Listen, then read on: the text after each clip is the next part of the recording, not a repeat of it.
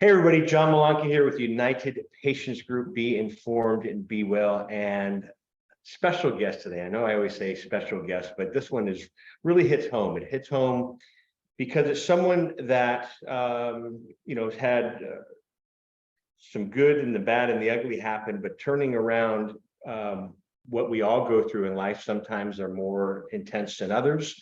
Mine was losing Corinne, my wife, to pancreatic cancer, and still having to be here on this earth and surviving and not giving up, and in turn paying it forward. And that was something that I've done all my whole life, as well as what Corinne and I, why we started United Patients Group, but paying it forward for those in need and being that support system and that bright light for many out there who need a bright light. I need a bright light. And so this guest today, Michael O'Brien, when his team reached out to me, there was no ifs, ands, or buts. I'm like, I would love to have Michael on. And so, Michael, truly a pleasure having you here. And I can't wait for you to share your story with my audience of adversities and where we're going. And before we start, I know you see a background here. I am in sunny Malibu, California, and I've been honored to film my podcast in Cure Medical Spa. Dr. Lisa Benya is an osteopath here in Malibu,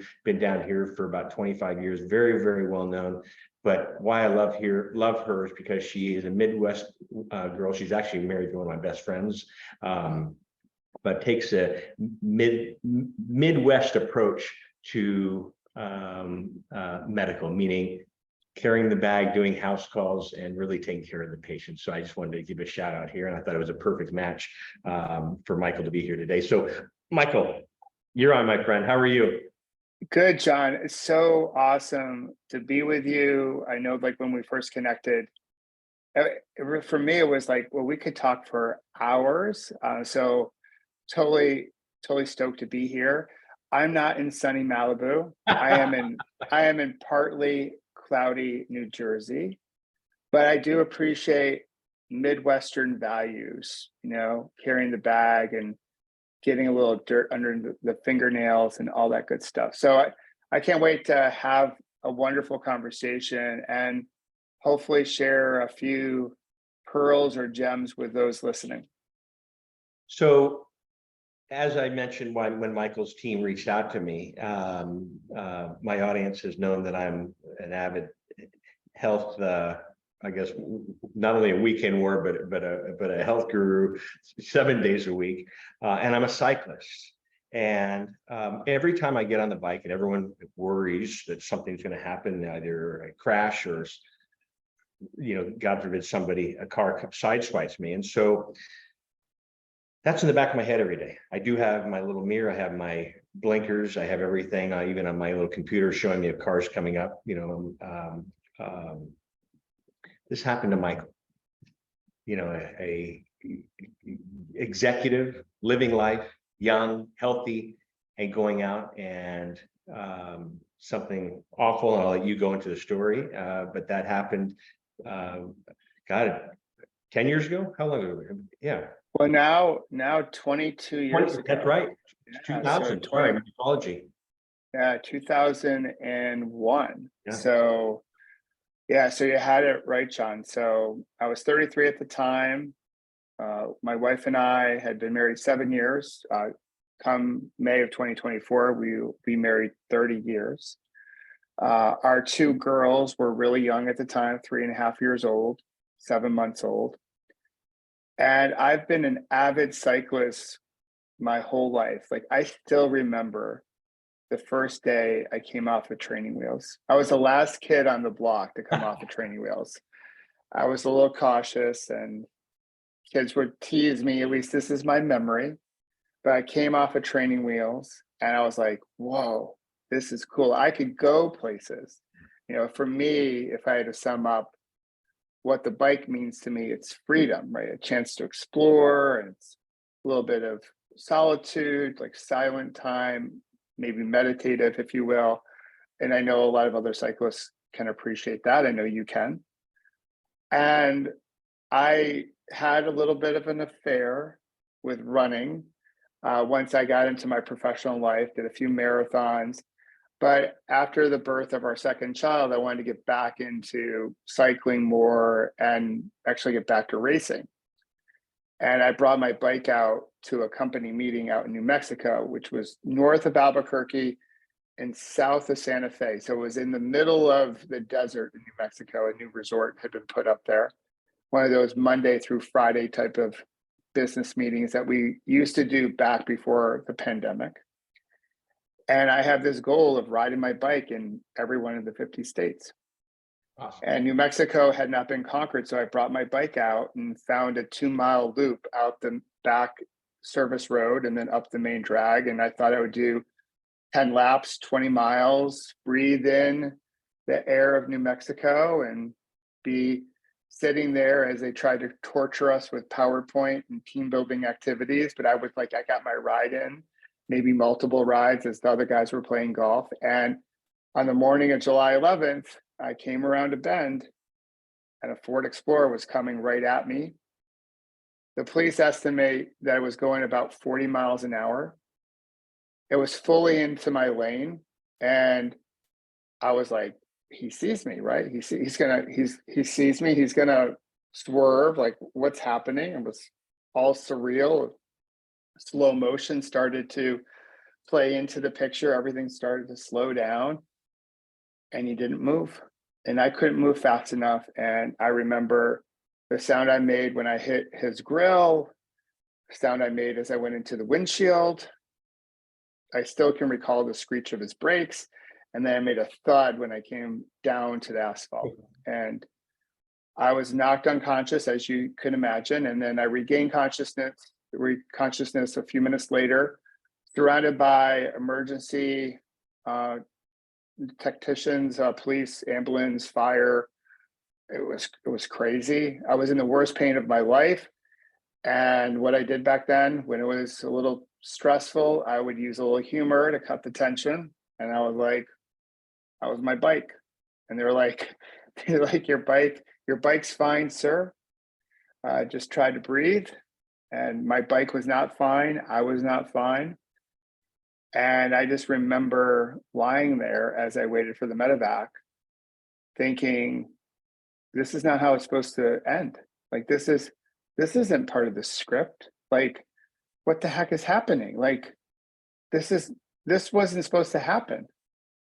And I just remember willing myself to stay awake because I thought if I lost consciousness again, I would never regain it. So I just was like, stay awake, come on, stay awake, keep up. And then they flew me to Albuquerque. The first surgery took about 13 hours. The next few days, I was in the ICU.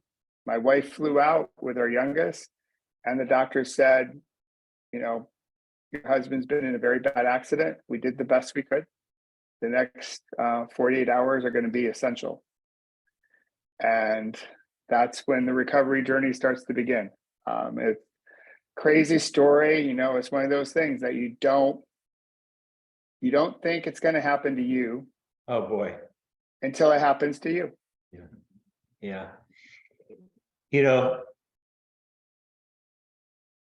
I'm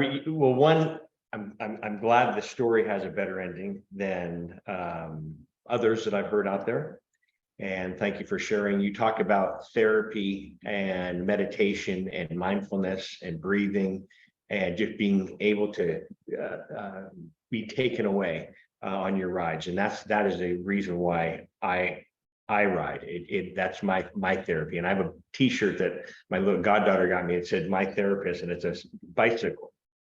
And, so again, I think about and have had close calls, just like what you were experiencing and what you shared. So you've changed. That was 2021. We're 2001. We're 2023 right now. And it wasn't a quick recovery. I'd like you to get into that, but also let's talk about, because you changed your whole life, your whole career, pretty much, and to pay it forward. And you call it your last bad day. And for anybody that's gone through something like an accident, illness, death, grieving, etc., we always look back and we'll never forget those days, those dates, where you were, what you felt like. I'm a numbers guy, and so I know dates. People say, "How do you remember those dates?" That's like, those are the things you don't forget. The day your child's born, the day you get married. It's things like that. Hopefully, you don't forget your wife's anniversary. But let's talk about not leading from beautiful wife anniversary to what you call your last bad day. But if you go into that, share what you call your last bad day and what you have made out of that last bad day and where we are today.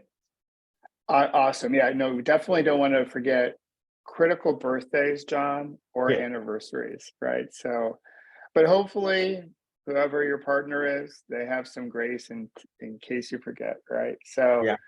so my last bad day, the reason for that label is not because it's all unicorns and rainbows and an endless supply of Skittles. It really is sort of foundationally in a parable, a Buddhist parable called First Arrow, Second Arrow. And so the way the story goes is that there is a great warrior and she's walking through the woods and she gets hit by an arrow. And the forest is really dense, so she doesn't see where the arrow comes from. And of course, this arrow hits her and it's quite painful to be hit by an arrow. But then she starts thinking about, who shot this arrow at me? Where'd this come from? Why'd this happen? Can I get out of the forest? Oh, I'm in great pain. So the first arrow causes great pain and suffering. The second arrow is the one that she shoots at herself with all of her worry and anxiety and rumination. And we do this all the time. Like, things happen in life that are painful. They cause suffering, like my accident, your wife's passing, other things that have happened.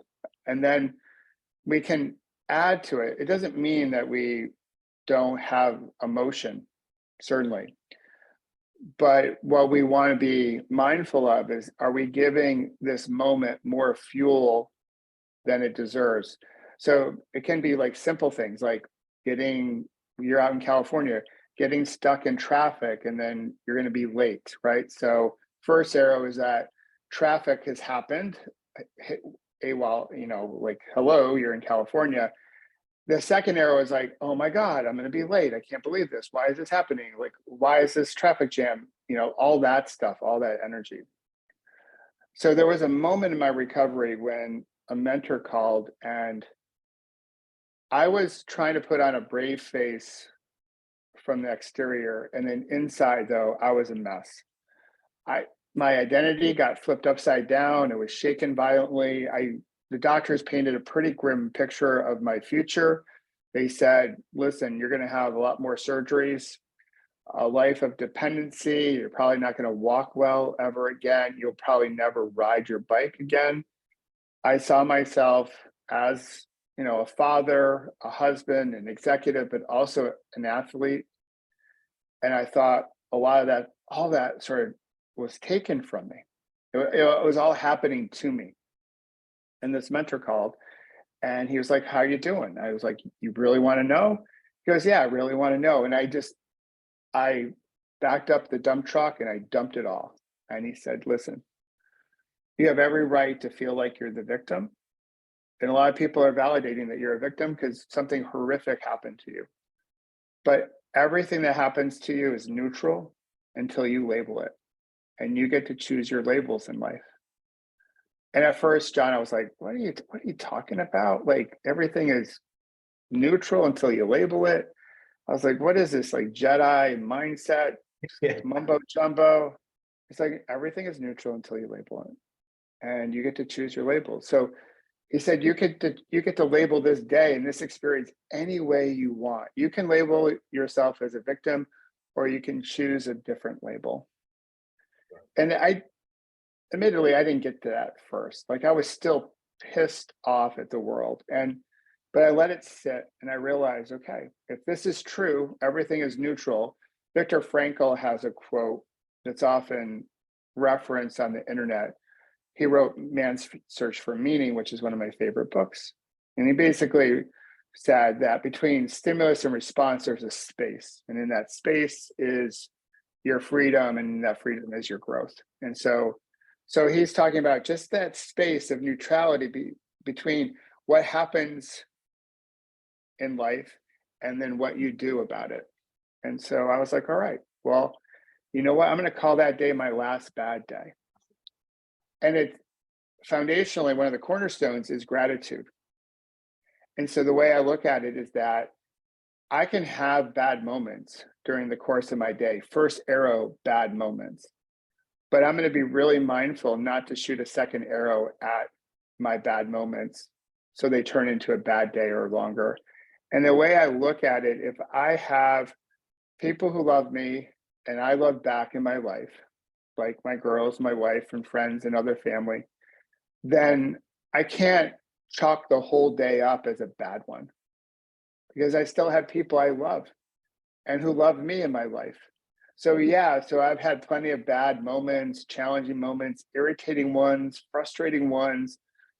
The list can go on, but I've been really careful not to add fuel or shoot a second arrow at some of those moments. And it's not completely literal, right? So if we have someone that we lose in life, right?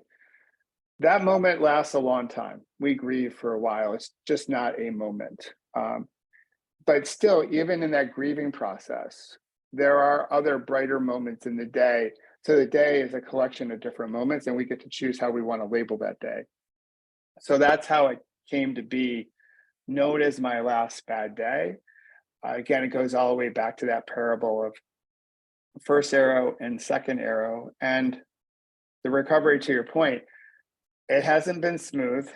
It certainly hasn't been linear. I've had moments where I've made great progress and moments where I've gone all the way back to go and I didn't collect $200. So it's been rough, but here's the thing. I'm here today because of the people around me. So I put in the work, no doubt about it. I did the surgeries, I did the rehab, I had the self-reflection, the navel gazing, all that. But I had a whole bunch of people, close friends, family, strangers, medical team members that, we were all sort of we were acting as one big Peloton as we went down the road. Sometimes as you know, John, sometimes you're out in front blocking the wind for the other riders. And sometimes you just need to grab someone's wheel. And most of the time I was grabbing onto someone's wheel, but I like to think now, 22 years later, that I'm taking a pull or two and sharing the load a little bit more than I did maybe in the early days of my recovery. It takes teamwork and friends and family and your drive and what's the fire inside you. Hearing you and reliving what I've been through the last 6 years. I look at old pictures and I'm thinking, man,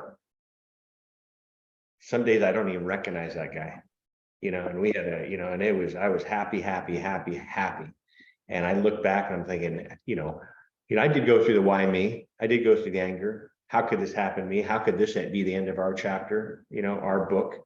But I still get up every day, and I've done a lot of that on my own. I've done a lot of that with support, not only with family and friends, but grief support groups. And it's everyone's. I always share with everyone going through something like this is that we all have our journey. You talk about little things don't piss me off as much as they do. They did. On my bike, I'm flying, bum, and it comes to a stoplight. I'm like, now, you know what I say? And I think even more so since I met you back in July, which was an honor. It was actually your anniversary day when we first spoke. I come up and I see a stoplight, green, yellow, red, and I stop. I said, you know what? Maybe that saved me from something. And the other day, I kid you not, I hit 5 stoplights in a row. And I'm like, okay, take it down a notch, take it down a notch. And so every day I learn. And so hearing your story and sharing what keeps you going. And, sometimes you're leading that Peloton, sometimes you're just drafting, and and we are here. I recently did, and I'm a runner as well. And I recently did a Spartan race a couple months ago. And, we're the same age. I just turned 56 last month. But I was on this race, hot day, running up, doing these obstacles. But I remember I was just gliding. I didn't have any pain in my body. And I remember, and when when I run and ride, thoughts come in, not only with my personal stuff, but also with work. I'm like, oh my God, okay, this is how I can put the pieces together. This is how I can do this. But I remember being on that run and going, sun's on me, I'm dripping sweat, I'm feeling great, I'm gliding. And I said, I made it. I made it. And I'm still trying to make it, but I made it, after what going through diagnosis of Corinne and what she went through, ailment, passing, grieving, surviving, so we all go through different recoveries, I should say. I know you did with your pain and your recovery. But a lot of times too, when you talked about your therapist, I don't know if it was your mind therapist or body therapist, but sometimes, and I'm guilty of that, is that it's easier to share.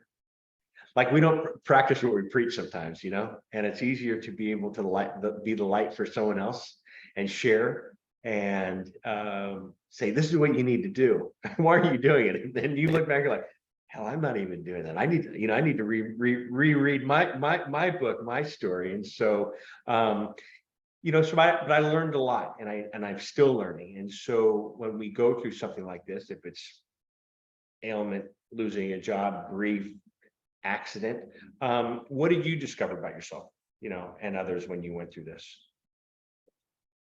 A whole bunch. I love what you just shared, by the way, John. So yeah, sometimes we don't take our own advice. That's why I do believe if we're in the field of providing support as a coach or a therapist or a podcast host, it's good to have other people in our lives that we can bounce things off of, just to keep us honest, right? So there's a lot. I think there's a couple different things that,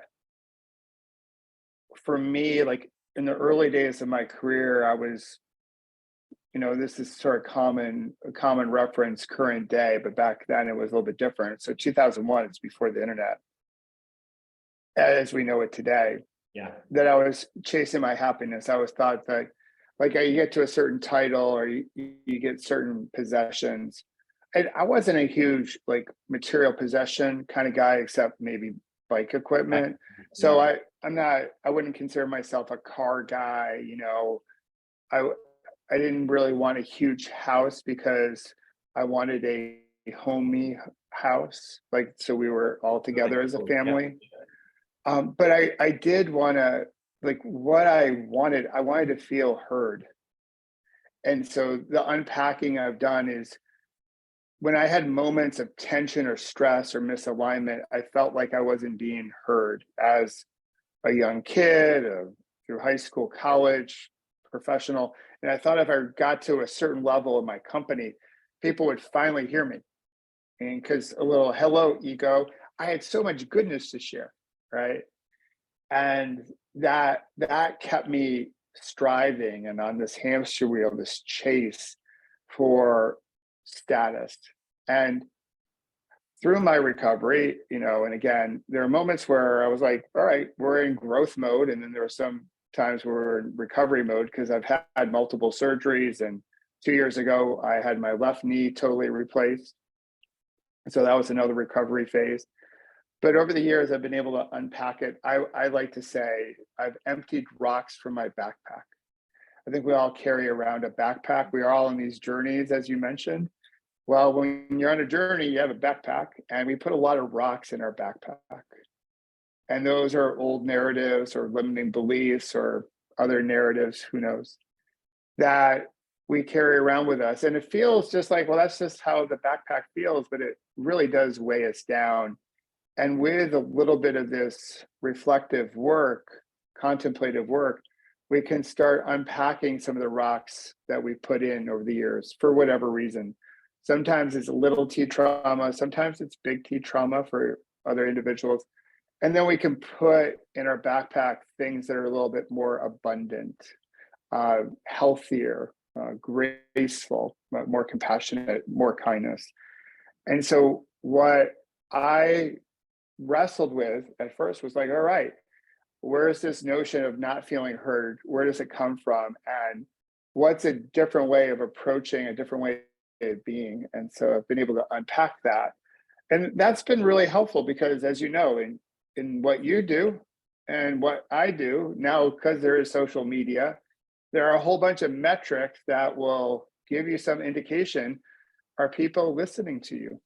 And what I've done is been able to say, like, I'm just going to put as much goodness and kindness out into the world, and I have faith it's going to reach who it needs to reach. And I'm not going to get all wrapped up around the axle about how many followers I have or what the engagement is and all that jazz like that. I have moments, because I'm human, where someone will post something and be like, why is that so popular? I don't get it. But I come back to my breath, I slow it all down, and I realize, all right, just put out your goodness and hopefully use this accident, this last bad day, as a story to help other people avoid having their big moment. Because I do believe we can change without going through some of the things that are more extreme, like the passing of your wife, my accident, and other things. I do believe that we all have the power of change, and we don't have to go through something so dramatic in order to take that first step. And so I share my story and I try to role model what I'd like to see in the world. I want the world to be kinder. I think a kinder world is more peaceful. And with more peace, more people can be heard and seen and loved. And I think that puts us in a better position of solving the complex problems that face us today, and certainly will be here tomorrow and beyond. Do you think having this mindset change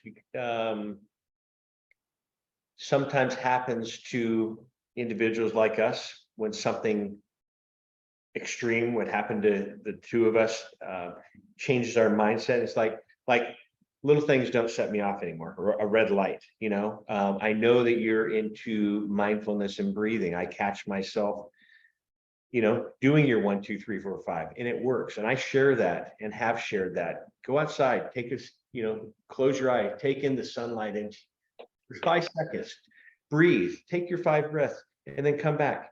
And I share that with even couples. I don't know why I'm a couples counselor, but I become that with my friends. It's like John Help. And but I would say, stop, have a safe word, walk outside, count to 5, count to 10, count to 20 if you need some time, and come back and say, where were we, Michael? You know, and go in there. And so I know that you have been doing this since 2000, 2001. And now it's starting to catch on, because I have other friends that are into this, and it's like, this is old news. This has been going on for, I mean, we've been doing this for years, and now you guys are talking about it. And now you're seeing a lot of these conventional medical institutions that are incorporating this, and it's like, really, you know, come on, now you're doing it when you thought we were a bunch of kooks before going through this. But can you talk about how you incorporate the mindfulness and I guess switch as well for mindfulness and breathing, and how that benefits you to keep calm?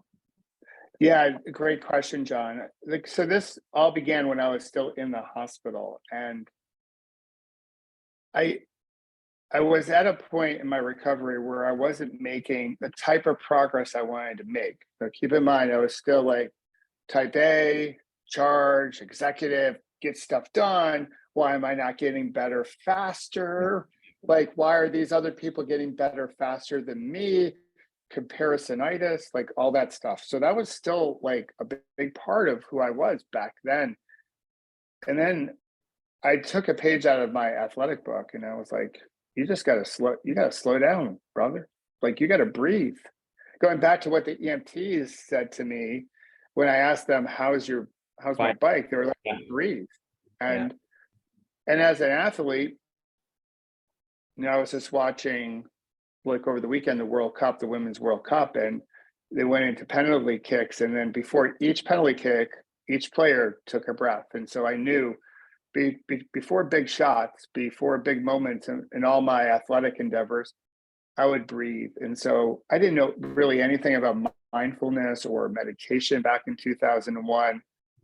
What I did know about it, again, very little, I thought was a little corny, a little hippy dippy, a thing, no offense to Californians. California. I use that It was term. like, some people would say woo woo. Any way I would describe it, it was like, it's not something a serious executive would do. But something told me that you had to slow it down because my recovery was so overwhelming. There was so much to it. Sometimes I just didn't know what to do. I was stuck because I was so overwhelmed. So the next morning, I went to a quiet place in the hospital. I got out of my hospital bed into my wheelchair, rolled myself to a quiet place, and I did a box breathing pattern for the first time.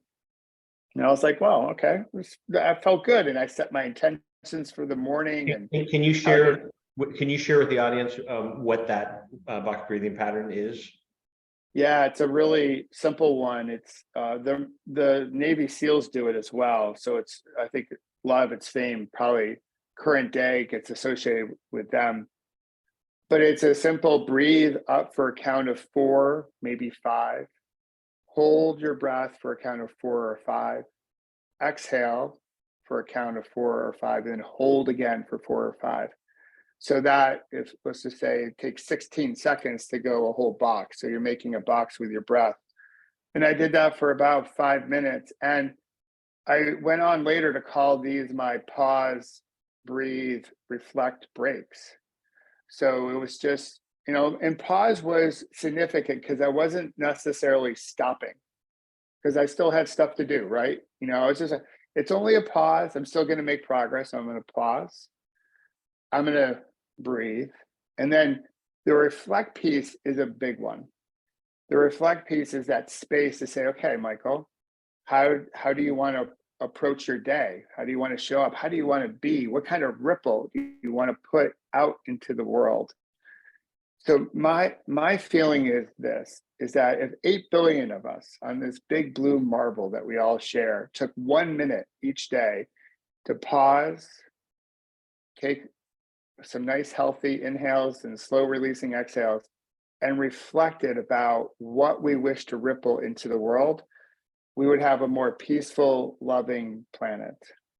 We're just rushing too much. We're going way too fast. And when we go so fast, you can't hear, see, and love each other like we can. These things, these things aren't helping. Technology in general is moving the pace. It's like that one cyclist you ride with is always trying to push the pace, and you're trying to keep up, and you're breathing quite heavy. And a lot of us have been able to keep up, but a lot of people have been like left behind because it's been way too much. So pause, breathe, reflect became the first start of my mindfulness and meditation gratitude practice. And then I went later on to study mindfulness-based stress reduction, became a qualified teacher, and then just recently launched my app called Pause, Breathe, Reflect. And it's really designed for busy professionals who say, or just busy people, you don't even have to be a professional, whatever that is current day. Yeah. But just people that have busy lives to say, you know what, I've heard about this mindfulness and meditation thing. I don't have 10 minutes in the morning to do this. Like my mornings are like crazy busy. And I'm like, cool. Mine are too. So if you don't have 10 minutes in the morning, I bet you have 10 times throughout the day where you have 1 minute. Because over the years, I've met a whole bunch of people that might have a yoga practice, which is a good body, breath, alignment, contemplative practice, or a meditation practice. They do it in the morning, but by 10:30, there's a whole bunch of drama, or we're not meeting the world like we want to. And so my feeling is I want to give people a chance to take a very contemplative practice that can help you stress less and sleep better and weave it throughout your day. So it's not just a transaction that you do in the morning to say, check the box, I worked out and I meditated and now I'm good.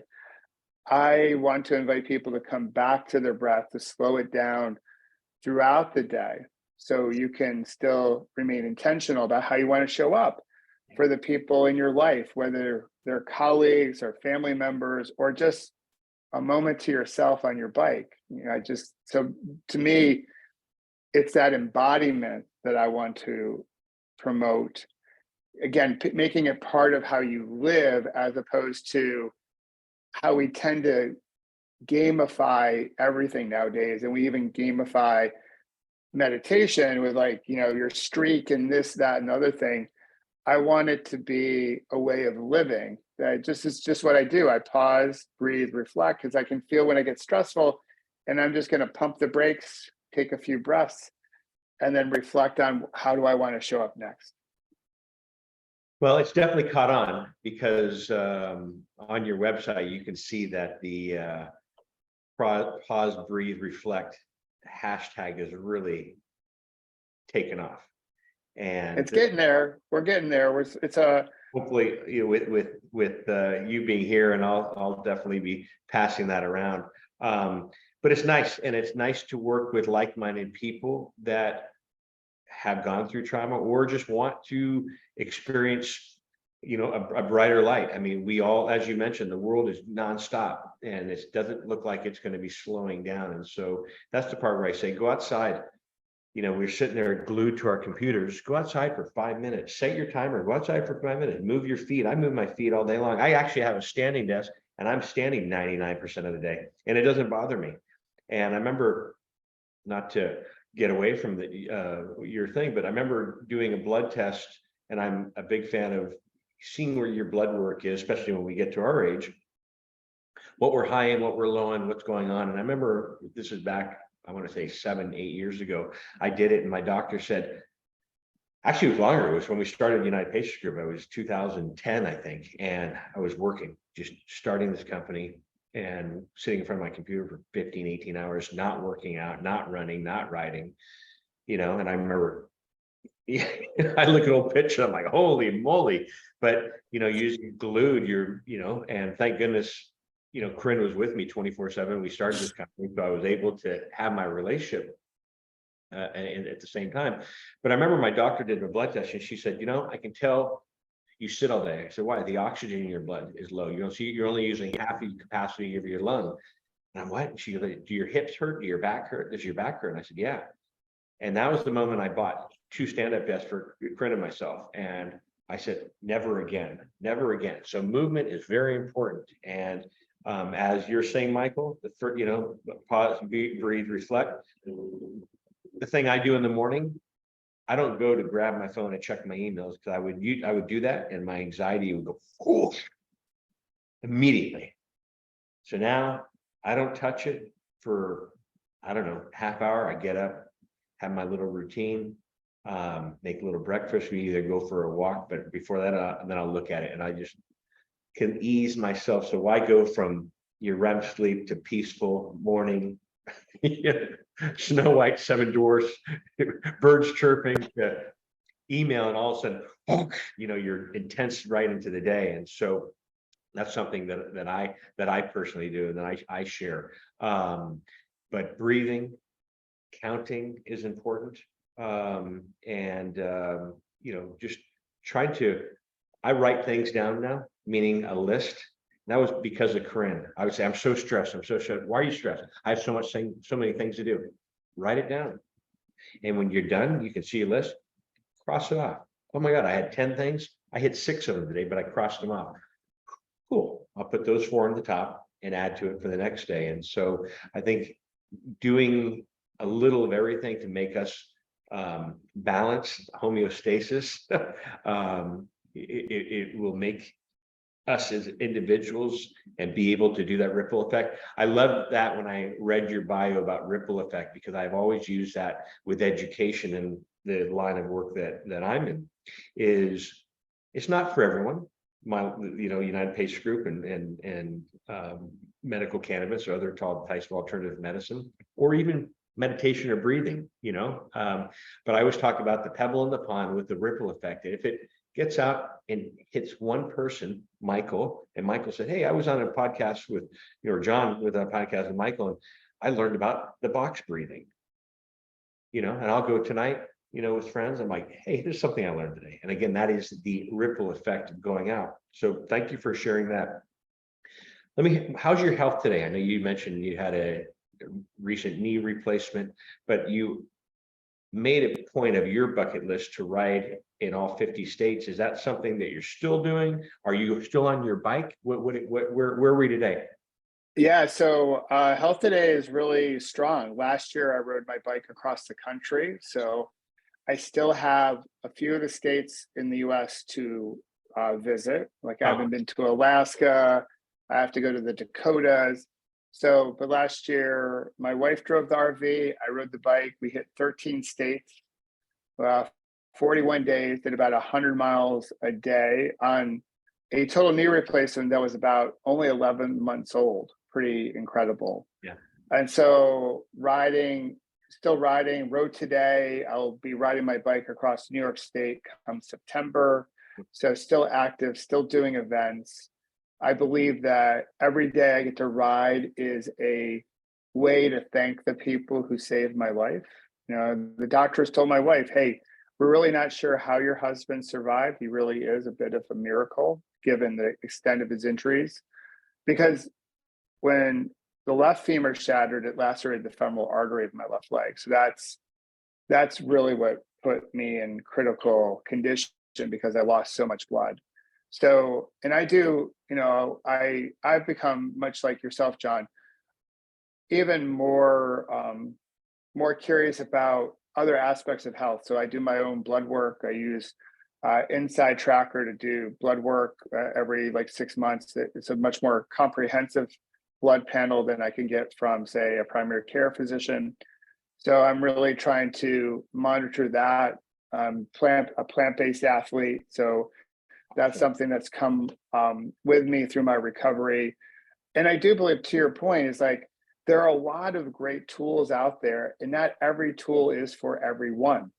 I believe, obviously, in Western medicine, but I believe in holistic medicine and Eastern modality. So I try to take the good of all of it. Like Western medicine, like surgery, I needed a couple surgeries, but I do believe in the stuff that you promote. I do acupuncture. I obviously do meditation. So I have my own formula. And when I talk to people, I try to share, this is what I've done along the way. Here are some things that have worked. Here are some things that haven't worked. But I'm not saying that this formula is going to work for you. I want to encourage people to be curious with what recipe, what formula would work for them. Because we're very similar, but we're all different in our own ways. And I just want to invite people to bring mindfulness to the everyday moments so they can fully live and appreciate this wonderful gift that we have been given by whomever you choose to believe gave it to us, and really lean into it. And when we're mindful, we can pay attention to how we're showing up. We can be present so we can connect with people, connect with ourselves. And to your point, the whole ripple effect, we can put a good ripple out there, good energy out there that can make a significant difference when a whole bunch of us are rippling goodness. When we bring like-hearted people who are open to different mindedness together, I believe we can change the world in a very positive way and treat Mother Earth with kindness and treat each other with kindness, and hopefully have more peace out there. What a great message.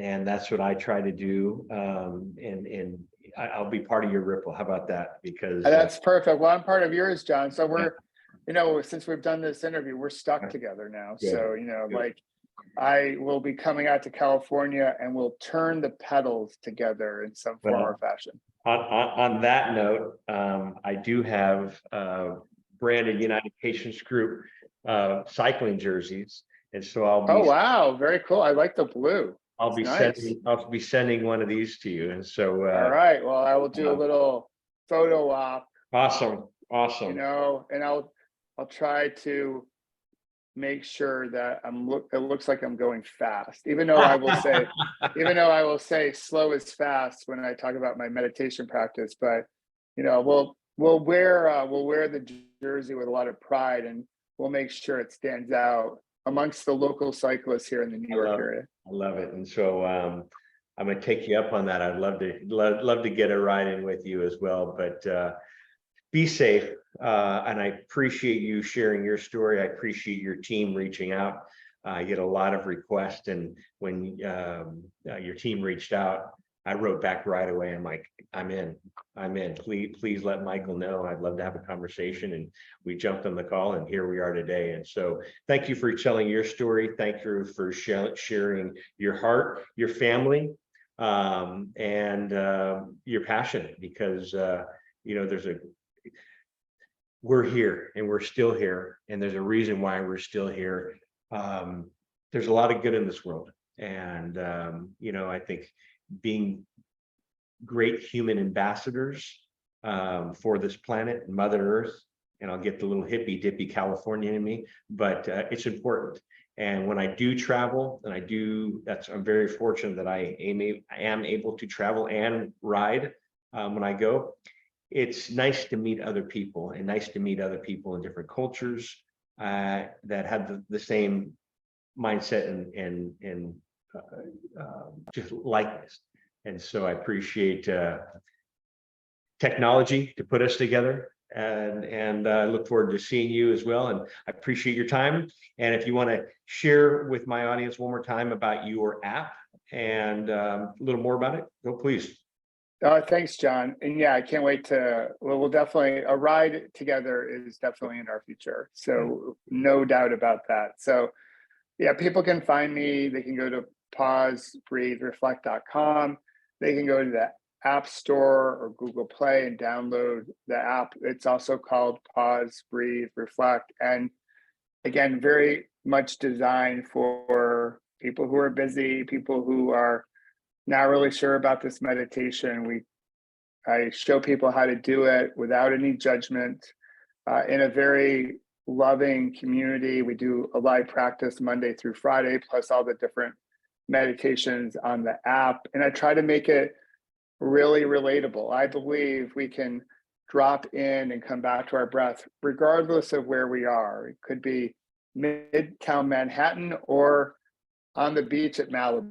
Yeah. Like it doesn't have to be in this pristine meditation spa-like environment. We should be able to come back to our breath. It's something that we all share, and slow down and be more thoughtful about how we're approaching this wonderful thing called life. So thanks again, John, for having me on, and keep pedaling, brother. Keep pedaling, and I'll be thinking about you with the wind in my face as well. And so everyone, Michael Bryan, thank you very much. John Malanca here with United Patients Group. Be informed and be well and be safe. Wishing you a blessed day. We'll see you soon. Have a great day.